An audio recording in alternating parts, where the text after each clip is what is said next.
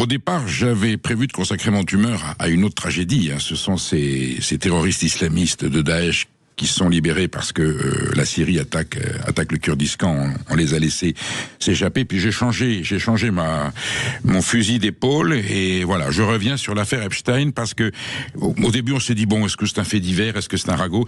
Ça prend des proportions de scandale. Peut-être pas encore d'État, de scandale international. Tout le monde est touché, la famille royale d'Angleterre. Voilà.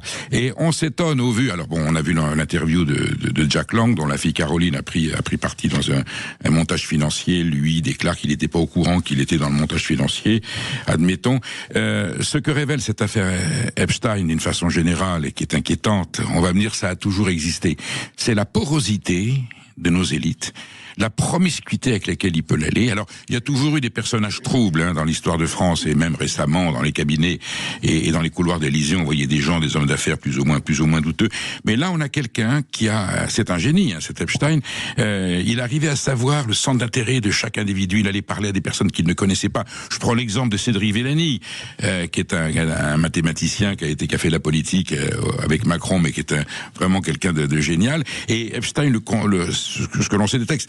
Epstein le contacte et lui dit: je connais un mathématicien formidable dont il sait que Cédric Villani voudrait le rencontrer. Il lui dit: je peux vous organiser la rencontre. Villani tombe des nues en disant: mais comment sait-il?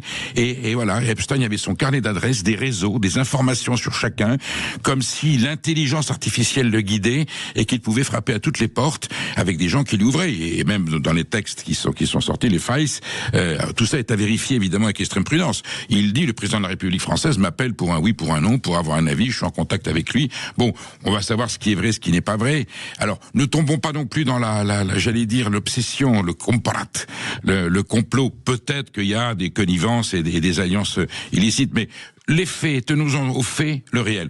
Le réel, aujourd'hui, c'est qu'un mec comme Epstein, avec, j'allais dire, les facéties de sa vie privée, les activités sentimentales et sensuelles, je suis prudent et pudique sur mes mots, qu'il organisait, avait la possibilité d'accéder à toutes les élites de tous les pays politiques, économiques, culturels, universitaires, qui sont si pas prévus, et que visiblement, tout le monde a répondu. Tout le monde ne s'est pas forcément compromis, tout le monde n'est pas tombé dans le panneau, mais il avait accès. On aimerait bien un petit peu plus de transparence, et surtout on aimerait que nos élites, qui sont très informées, on sait qu'il y a des réseaux sociaux, qu'il y a l'intelligence artificielle, qu'on est sur écoute, qu'aujourd'hui il y a des forbans qui profitent de cette facilité de communiquer, de manipuler les informations pour contacter. On aimerait bien de leur part un peu plus de prudence, un peu plus de méfiance, un peu plus de vigilance, peut-être un peu plus de pudeur, et quand ils ont un doute, mais qui consultent autour d'eux, parce que cette image-là, une de plus, la conséquence, ça peut être quoi?